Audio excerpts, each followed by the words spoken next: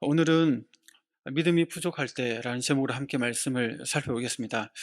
우리는 예수님의 공생애 중 갈릴리사역의 마지막 부분을 살펴보고 있습니다. 앞서 예수님은 베드로, 야고보, 요한 이 세 제자를 데리고 변화산으로 올라가셨습니다. 그곳에서 예수님은 빛나고 영광스러운 모습을 변화하셨죠. 이는 하나님의 아들로서 예수님의 본래의 그 영광스러운 모습을 제자들에게 보여주셨던 것입니다. 동시에 모세와 엘리야가 등장해서 예수님의 순환에 관하여 대화를 나누는 장면도 보여주시면서 예수님의 그 영광 이전에 순환이 먼저 있을 것을 이렇게 말씀해 주셨습니다. 그것을 통해서 어, 구속사역의 핵심이 무엇인지를 확인했고, 또 영광을 받으시기 전에 먼저 십자가 고난을 감당해야 한다는 사실을 우리가 앞 시간에 확인하였습니다. 그리고 제자들에게는 예수님 말씀에 더욱더 귀를 기울이라 라는 하나님의 명령을 받았음을 우리가 앞선 본문에서 확인하였습니다. 그리고 이어지는 오늘 본문은 변화산에서 내려오신 후에 이야기가 이어집니다. 예수님은 귀신 들린 아이를 회복시켜 주시죠. 두 번째 순환 예고는 다음번 설교 때 이어서 하겠습니다. 성도 여러분, 오늘 본문은 주님께서 성도들에게 허락하신 능력과 은사를 충분히 누리지 못하는 그 이유가 무엇인지를 본문에서 알려주고 있습니다. 이 세상 가운데 종종 실패하는 신앙생활을 하게 되는 원인이 어디에 있는지를 보여주고 있는 것이죠. 성도 여러분, 그 원인은 어디 있을까요? 오늘 본문은 주님에 대한 믿음의 부족함에 있다라고 이렇게 얘기를 하고 있습니다. 그래서 오늘 본문은 어떠한 상황 속에서도 주님께 대한 믿음이 흔들리지 않도록 어떻게 해야 되는지 본문은 우리에게 말하고 있습니다. 이런 전체적인 흐름을 이해하시고 오늘 본문 속으로 좀 함께 들어가 보겠습니다. 우리는 먼저 우리에게 찾아오는 여러 가지 우리의 믿음을 흔들어 놓는 상황들을 생각해 봐야 됩니다. 그 문제들 중에는 종종 우리가 해결할 수 없는 어떤 심각한 문제가 찾아올 때가 있죠. 내가 주님께 믿음을 가지고 있다고 하는 이 고백이 어느 정도의 수준인지 알게 하는 그 어려운 상황이 찾아온다는 겁니다. 오늘 본문에는 귀신 들린 아이를 둔 아버지와 그 아이를 고치지 못한 제자들이 어떻게 보면 그런 상황에 놓여 있었습니다. 먼저 귀신 들린 아이를 둔 아버지는 자신이 해결할 수 없는 심각한 문제 앞에서 어찌할 바를 몰라 했던 것이죠. 본문 38절을 보면 무리 중에 한 사람이 소리 질러 이르되 선생님 청컨대 내 아들을 돌봐 주옵소서 이는 내 외아들이니이다 라고 얘기합니다. 그러니까 무리 중에 한 사람이 주님께 나와서 자신의 그 절박한 문제를 가지고 호소하고 있죠. 그 문제가 무엇인고 하니 보니까 자기 아들이 현재 귀신이 들려 간질 증세를 보이면서 어떤 심각한 위험에 빠져 있다. 그래서 그것을 좀 도와달라고 구하고 있습니다. 그리고 이런 위험에 빠진 아버지의 마음을 더 아프게 하는 것은 자녀가 다름 아닌 외아들이었다는 점이었습니다. 여기서 아버지의 상황이 얼마나 어려웠는지, 얼마나 절박했는지를 이런 표현을 통해서 보여주고 있는데, 특별히 누가복음에만 그 아들 외아들이다라고 자세히 말하고 있습니다. 종종 누가복음에는 이러한 사고를 당한 자녀를 둔 부모에 대해 기록하면서 그들의 자녀가 특별히 하나밖에 없는 아들, 딸임을 강조할 때가 있습니다. 누가복음 7장 12절을 보면 나인성 과부의 아들, 죽은 아들이 독자였다 이렇게 얘기를 하죠. 또 8장 42절을 보면 회당장 야이로의 죽은 딸도 외동딸이었다 이렇게 얘기합니다. 성도 여러분, 자녀들이 많아도 그 중에 하나가 아프거나 사고를 당하면 부모로서 그 마음이 찢어지죠. 그런데 하나밖에 없는 자식을 가진 부모에게는 그와 같은 사고가 어떤 문제가 생겼을 때 그 부모의 마음을 얼마나 고통스럽겠습니까? 그냥 좀 아픈 병이 아니라 귀신 들려 일어나는 질병이었습니다. 그러니까 사람의 손으로 부모로서 어떻게 할 수 없는 영적인 문제였습니다. 그 심각성은 39절에서 설명하고 있죠. 같이 한번 읽어볼까요? 시작. 귀신이 그를 잡아 갑자기 부르짖게 하고 경련을 일으켜 거품을 흘리게 하며 몹시 상하게 하고야 겨우 떠나가나이다. 아멘. 공간보고서마다 이 아이의 상태를 약간씩 다르게 묘사하고 있는데, 마태복음에는 간질병으로 이렇게 묘사하고 있습니다. 마가복음에는 말 못하고 못 듣게 하는, 예전 번역에 보면 그 벙어리, 귀신 들린 자로 이렇게 묘사하고 있습니다. 누가복음에는 병명에 대한 구체적인 설명 없이 단지 아이가 그 병에 의한 상황만 이렇게 설명을 하고 있습니다. 귀신이 그를 잡아 갑자기 부르짖게 한다 이렇게 얘기하죠. 그러니까 갑자기 말을 못하는 그 상태, 어떤 벙어리와 같은 상태에 있는 아이를 만들어 놓고 한 번씩 소리를 꽥꽥 지르도록 어 그렇게 만든다는 것이죠. 또 경련을 일으켜 거품을 흘리게 한다 얘기합니다. 그러니까 간질병 걸리면 갑자기 넘어지죠. 몸을 떨면서 입에서 거품을 울고 동자가 흰 동자가 보이면서 막 거의 뭐 숨 넘어가잖아요. 기도 확보 안 하면 죽을 수도 있잖아요. 뭐 그런 일들이 막 일어나는 겁니다. 거기에다가 심하게 상하게 하고야 겨우 귀신이 떠나간다 이렇게 얘기합니다. 그러니까 귀신에 사로잡힌 이 외아들이 결국 온몸이 부서질 정도로 거의 죽기 직전까지 온몸이 만신창이가 된다고 얘기를 하고 있는 겁니다. 그러니까 이 아들은 귀신에 의해 말도 못하고 듣지도 못하고 벙어리가 된 상태에서 한 번씩 소리 꽥꽥 지르고 간질병까지 앓으면서 온몸이 다 상하는 그런 상태에 자주 빠졌다는 것입니다. 이렇게 자세한 묘사를 한 것은 이 외아들이 처한 상황이 얼마나 절망적인지를 보여주기 위해서이죠.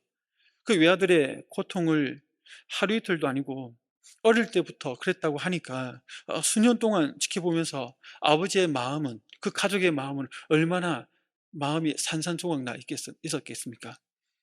예전에 그 셋째가 유치원에 다닐 때였는데 부산에 있는 교회에서 섬길 때였습니다. 주일 예배를 끝나면 거기는 이제 마당이 있고 이렇게 내리막길이 있었는데 아이들끼리 자기들끼리 막 마당에서 놀고 내리막길 막 뛰어 달리고 막 그렇게 합니다. 그러다가 저는 이제 교사 다 예배가 끝나고 오후 시간에 교사들하고 회의를 하고 있었는데 갑자기 목사 근데 전도사였나요? 막 부르는 겁니다. 그래서 나일이가 다쳤다는 겁니다. 그럼 다쳤나 보다 하고 저는 안 나갔거든요. 계속 부르기는 나가 보니까 나일이가 뛰어 내려오다가 내리막길에 슬라이딩 엎어지면서 쭉 미끌리면서 그 벽면에 팔이 팍 부딪혔습니다. 예전에 한번 말씀드린 것 같은데 팔이 이제 뼈가 두 가닥이 있지 않습니까? 부러졌습니다. 골절돼 버린 겁니다. 그 팔이 비틀어지는 거죠, 여기. 그래 가지고 한 집사님이 앰뷸런스를 119 신고하니까 앰뷸런스가 와서 급하게 근처에 있는 골절 이거 전문 병원에 갔습니다. 갔는데 그 옆에서 지켜보는데 의사가 급하니까 일단 뼈가 어느 정도 맞춰져야 뼈가 붙으니까 맞지도 않은 상태에서 애를 잡고 그냥 이 뼈를 이렇게 막 맞추는데 나엘이가 막 자지러지면서 소리를 지르는 겁니다. 그거 옆에서 보는데 와 미치겠더라고요. 정말 막 뭐 쳐다를 못 보겠더라고요. 너무 보는데 마음이 아파 가지고. 근데 제 아내는 이렇게 담담하게 쳐다보고 있더라고요. 역시 아들 말 키우는 엄마는 강하구나 하는 생각이 들었는데 어쨌든 뭐 그게 핵심이 아닙니다. 예. 예. 중요한 거는 그 엄청 힘들었다는 거죠. 그런데 우리 아들은 어쨌든 뼈를 맞추고 회복이라는 희망이 있으니까 그 고통은 잠시죠. 그런데 이 외아들은 희망이 없는 겁니다. 그냥 그 증상이 무한 반복되는 거죠. 귀신에 의해서. 그냥 지켜볼 수밖에 없었던 것입니다. 그러니 아버지의 마음이 얼마나 힘들었겠습니까? 아들을 낫게 하고 싶은데 낫게 할 수도 없고. 그러니 해당장에도 찾아가 봤을 것이고 유명 의사에게도 찾아가 봤을 것입니다. 어떻게 보면 마지막 희망으로 예수님에게 찾아왔던 것으로 보입니다. 근데 예수님은 안 계시고 제자들만 덩그러니 있던 것이었죠. 근데 제자들에게 급한 대로 아들의 치유를 위해서 도움을 구했지만 치유하지 못했습니다. 아버지는 외아들의 문제를 해결하지 못한 채 이렇게 그 고통치는 시간을 여전히 이렇게 보내고 있는 상황이었습니다. 성도 여러분, 성도인 우리에게도 때로 이런 심각한 문제가 찾아오기도 합니다. 나 개인적인 문제일 수도 있고 가족의 문제일 수도 있습니다. 특히 자녀의 문제일 때가 많은 것 같습니다. 어릴 때는 말 잘 듣고 문제없이 잘 자란 것 같습니다만 중학교, 고등학교 이게 나이가 올라갈수록 머리가 커지면서 어릴 때는 안 그랬는데 왜 그럴까 하는 생각이 들 때가 많죠, 부모로서. 그게 쌓이고 반복되면 심각한 문제로 다가올 때도 있습니다.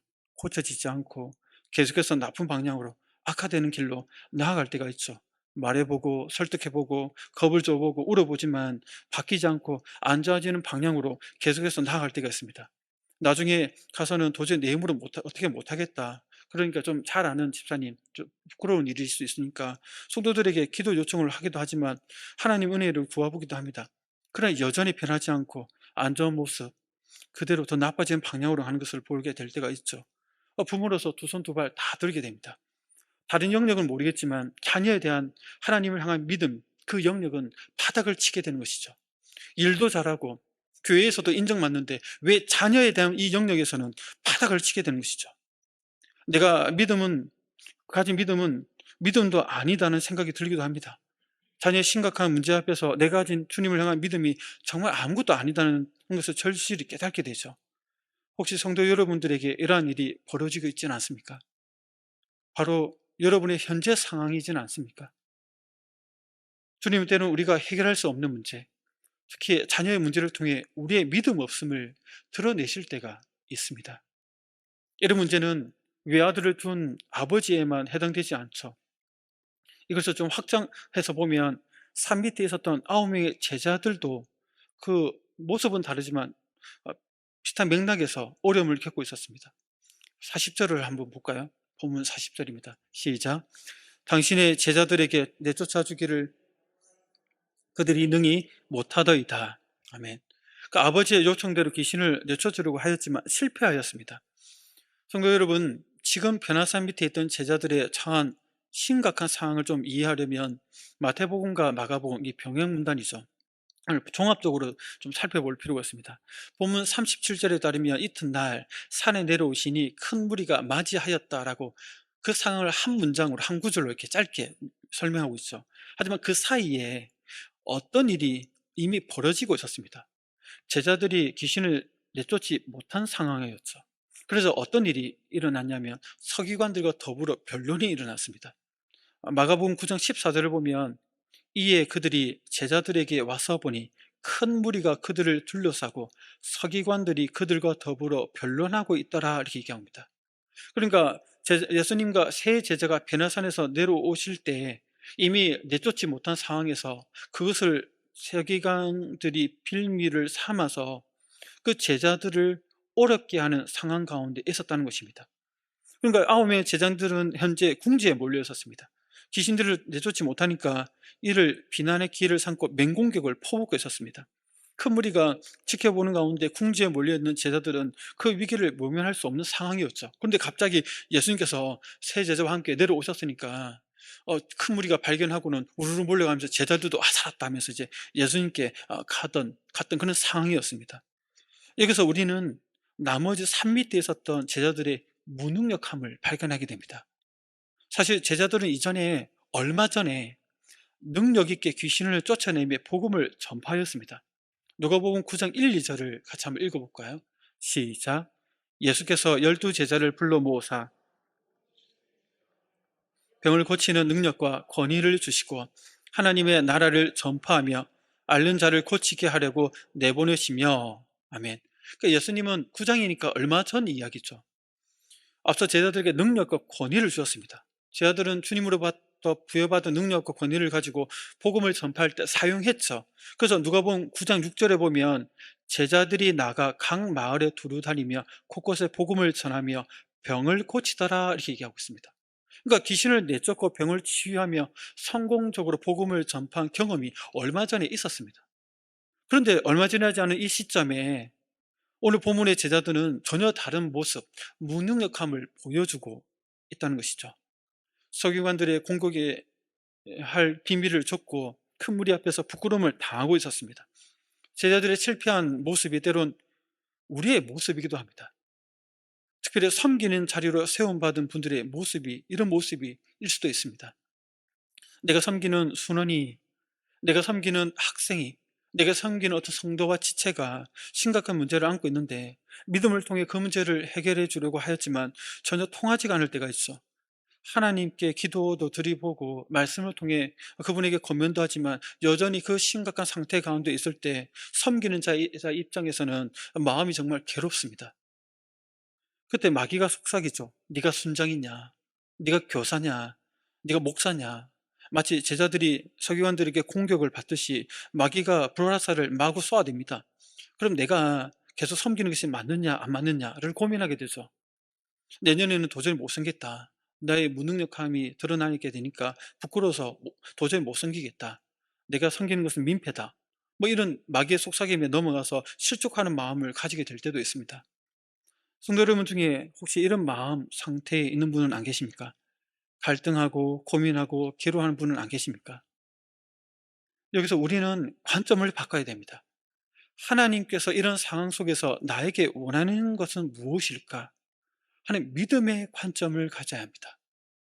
눈에 보이는 현상에 무너지지 말고 이런 절망스럽고 부끄럽고 무능한 상황 속에서 주님은 무엇을 말씀하고 계신가 하는 질문을 우리는 던져야 합니다. 우리의 문제가 해결되지 않는 것은 하나님께 능력이 없어서가 아닙니다. 바로 우리에게 믿음이 부족하기 때문입니다. 오늘 본문은 그 사실을 강조합니다. 외아들을 둔 아버지도 그렇고 제자들도 그렇고 우리도 결국 믿음이 부족하기 때문입니다. 먼저 주님은 이 사실을 일깨워 주시자 예수님의 책망 속에 이 의도를 발견하게 됩니다. 41절 같이 한번 읽어볼까요? 본문 41절입니다. 시작. 예수께서 대답하여 이르시되 믿음이 없고 폐역한 세대여, 내가 얼마나 너희와 함께 있으며 너희에게 참으리요 내 아들을 이리로 데리고 오라 하시니. 아멘. 여기서 믿음이 없다는 이 표현은 믿음이 부족하다, 연약하다라는 말이 아니라 말 그대로 믿음이 전혀 없는 완전한 불신앙 상태를 가리킵니다. 거기에다가 폐악한 세대라는 표현도 같은 맥락이죠. 진리에서 떠나 있는 이 삐뚤어진 마음, 진리를 듣기를 거부하는 이 완악한 마음을 얘기를 합니다. 그동안 예수님께서 그 무리들에게 수많은 이적과 증거를 보여주셨죠. 그러나 문제는 이적과 증거의 부족함이 아니라 진리를 귀담아 듣지 않고 그들의 마음을 거기서부터 돌이켜 여전히 완악한 마음 상태, 폐악한 마음 상태 그대로 두고 있는 것이죠. 그러니 믿음이 들어가지 않는, 믿음이 없는 상태에 있었다고 지금 지적하고 있는 것입니다. 그렇다면 믿음이 없고 폐악한 세대에 해당하는 자들은 누구일까요? 예수님의 제자들을 공격하는 서기관들과 그들에게 동조하는 큰 무리를 1차적으로 얘기합니다. 그러나 넓게 보면 아이의 아버지와 제자들도 책망의 대상에 포함된다고 볼 수 있습니다. 그러나 다른 점이 있다면 서기관들과 큰 무리는 말 그대로 믿음이 전혀 없고 진리를 귀담아 듣지 않는 삐뚤어진 마음 상태였다면, 아버지와 제자들은 믿음이 부족한 상태였고 연약한 상태였고 진리를 받아들이는데 더딘 자들이었다는 것입니다. 조금 후에 예수님의 말씀에 믿음으로 순종하려는 자세와 또 제자들도 마태복음에 따르면 너희가 믿음이 작아서 쫓아내지 못했다라고 알려주신 것을 보면 그렇다는 것을 우리가 알게 되는 것이죠. 성도 여러분, 결국 주님께서 우리에게 알려주고자 하시는 것은 우리의 믿음이 부족하다입니다. 우리는 종종 나의 믿음이 부족하다고 생각하기보다 하나님께 비난의 화살을 돌리려고 할 때가 많죠. 우리가 문제가 해결되지 않는 것은 하나님께 능력이 없어서다, 다른 종교로 갈아타야겠다, 그래서 아예 다른 종교로 가는 분도 있고, 하나님께 능력이 있다 하더라도 내 기도를 들어주지 않아서다, 하나님이 날 사랑하신다고 하는 말은 다 거짓말인 것 같다, 누구는 엄청 사랑하시는데 나는 별로 사랑하지 않는 것 같다, 하나님은 편애하신다, 뭐 이런 식으로 하나님께 그 문제가 있는 것처럼 생각하려고 한다. 그게 편하죠, 사실 그렇게 생각하는 게. 정작 주님께서 일깨워주고자 하는 것은 너의 믿음이 부족해서 그렇다 이지만 길을 닫고 하나님이 문제가 있습니다 라고 이렇게 얘기를 한다는 것이죠. 나는 최선을 다했습니다, 하나님이 문제입니다, 이렇게 나갈 때가 있다는 것이죠. 성도 여러분, 그렇게 하면 사실 답이 없습니다. 주님의 책망을 달게 들어야 답이 있죠. 네 주님, 제가 믿음이 부족합니다, 나의 믿음 없음을 불쌍히 여겨 주십시오 라고 더욱더 그 주님의 책망을 감사히 여기면서 주님 품으로 더 깊이 파고 들어가야 되는 것이지, 주님 앞에 손사래를 치면서 등을 돌려서는 안 된다는 것입니다. 외아들을 둔 아버지가 지금 주님 품으로 더 깊이 들어가고 있습니다. 누가복음 본문에는 책망을 하신 후에 곧바로 내 아들을 데리고 오라 하시고 더러운 귀신을 꾸짖으시고 아이를 낫게 해서 아버지가 도로 주셨다라고 이렇게 얘기를 하지만, 그러나 마가복음을 보면 이 대화가 있고 그 사이의 과정들을 상세하게 다루고 있습니다. 마가복음 9장 22절부터 24절 같이 한번 읽어볼까요? 시작. 귀신이 그를 죽이려고 그러나 무엇을 하실 수 있거든 우리를 불쌍히 여기사 도와주옵소서.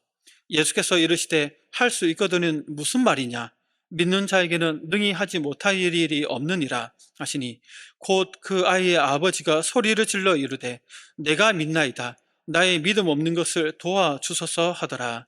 아멘. 그 예수님은 아이의 아버지에게 자신이 이 아이를 고쳐줄 수 있다는 것을 전적으로 믿으라 라고 요구하셨습니다. 그러자 아이의 아버지는 자신이 믿기는 하지만 반신반의하는 태도를 보였죠. 무엇을 하실 수 있거든 우리를 불쌍히 여기사 도와주옵소서. 예수님은 이 부족한 믿음을 책망하시면서 할 수 있거든이 무슨 말이냐, 믿는 자에게는 능히 하지 못할 일이 없느니라 라고 단호하게 얘기하셨습니다. 그제서야 정신이 번쩍 든 아버지는 소리를 지르면서 내가 믿나이다, 나의 믿음 없는 것을 도와주소서, 도와주소서, 연약한 자신의 믿음이 온전해지도록 도와달라고 태세를 전환하고 간절하게 주님께 구하고 있습니다. 예수님은 그 믿음을 보시고 그제서야 아이에게 붙은 귀신을 내쫓아 주시면서 그 아이를 온전케 해주시고 돌로 주셨던 것이죠.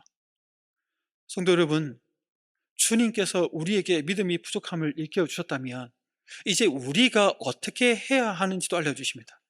연약한 자신의 믿음이 온전해지도록 도와달라고 구하라라고 하십니다. 여러분, 믿음이 부족하십니까?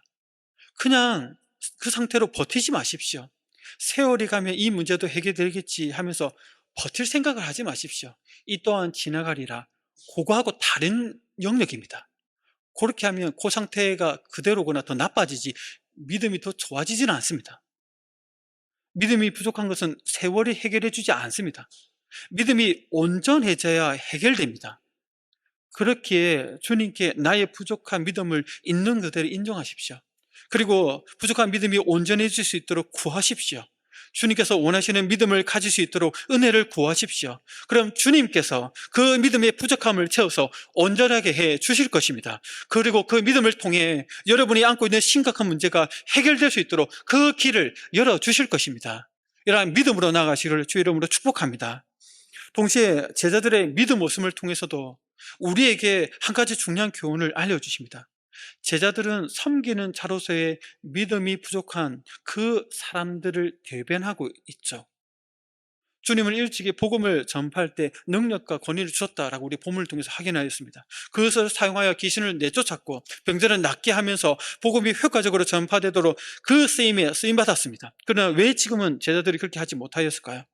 마가복음을 보면 이를 잘 알려줍니다. 마가복음 9장 28, 29절을 함께 볼까요? 시작. 집에 들어가심에 제자들이 조용히 묻자오되 우리는 어찌하여 능히 그 귀신을 쫓아내지 못하였나이까? 이르시되 기도 외에 다른 것으로는 이런 종류가 나갈 수. 아멘. 기도를 하지 않았기 때문에 실패하였다라고 얘기합니다. 여기서 예수님 말씀하신 기도는 믿음과 관련이 있습니다. 기도는 하나님의 능력과 은혜를 신뢰하는, 믿는 그 바탕에서 구하게 됩니다. 그런 측면에서 볼 때 내가 믿음이 있다는 증거는 하나님 앞에 기도함을 통해서 드러나게 됩니다. 뒤집어 보면 제자들은 기도하지 않았고 그 말은 믿음이 부족했다는 것이었습니다.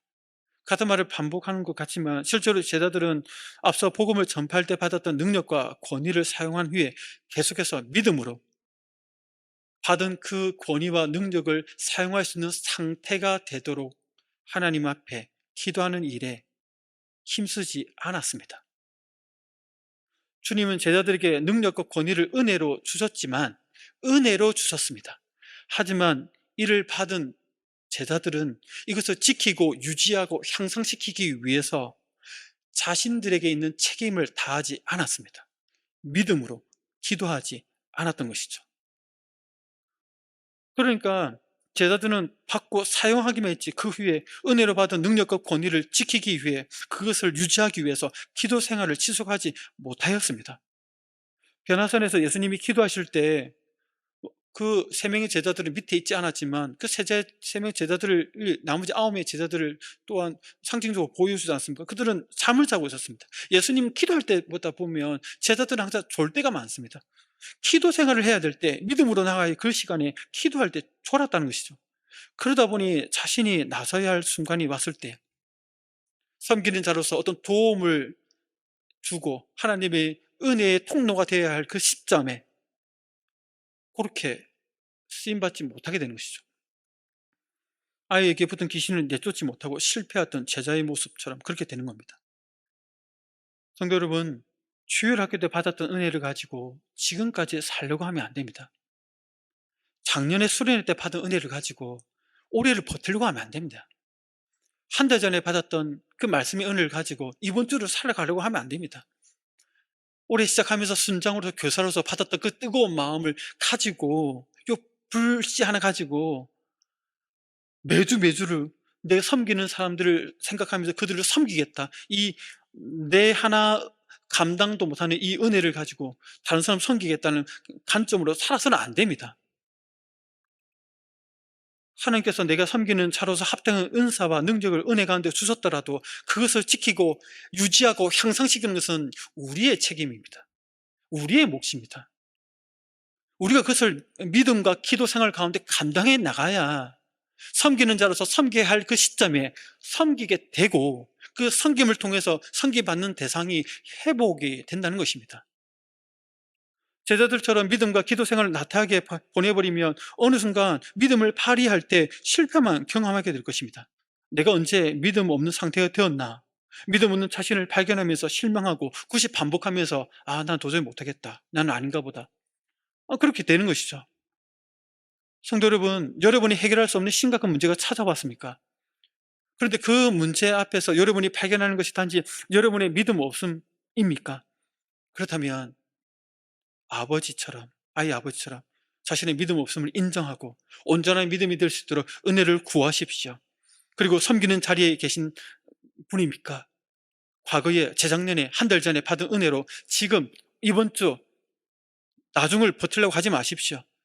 올해 맡은 새로운 은혜를 기도 가운데 계속해서 매일매일 구하십시오. 섬기는 자의 합당한 능력과 은사를 주님께 날마다 구하십시오. 그 능력과 은사가 사그라들지 않도록 믿음으로 기도하고 사용하고 또 기도하고 사용하십시오.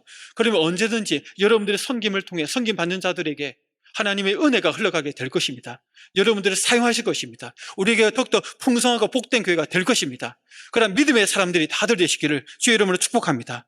우리 함께 기도하겠습니다. 오늘 말씀을 생각하면서 기도하기 원합니다. 내게 맞닥뜨린 찾아온 그 문제가 나를 무너지게 할 때 그냥 그 현상 때문에 무너지고 한탄하고 탓하는 것이 아니라, 그때 왜 이런 문제를 나에게 허락하셨습니까? 왜 이런 어려움 속에서 내가 있어야 됩니까? 하나님께 믿음의 관점으로 질문을 던지십시오. 나의 믿음이 없음이 발견되어지고 드러난다면 믿음 없음을 불쌍히 해달라고 간절히 구하십시오. 섬기는 자로서 합당한 은혜를 어제 구하고 그어제 구하고 끝나는 것이 아니라 오늘 날마다 구할 수 있도록 붙들어 달라고 함. 그래 나를 통하여 아버지 그 섬김받는 모든 사람들이 회복되는 그런 통로를 사용해 달라고 주여 은혜를 주옵소서. 새벽 외치면서 함께 기도하겠습니다. 주여 은혜를 주옵소서.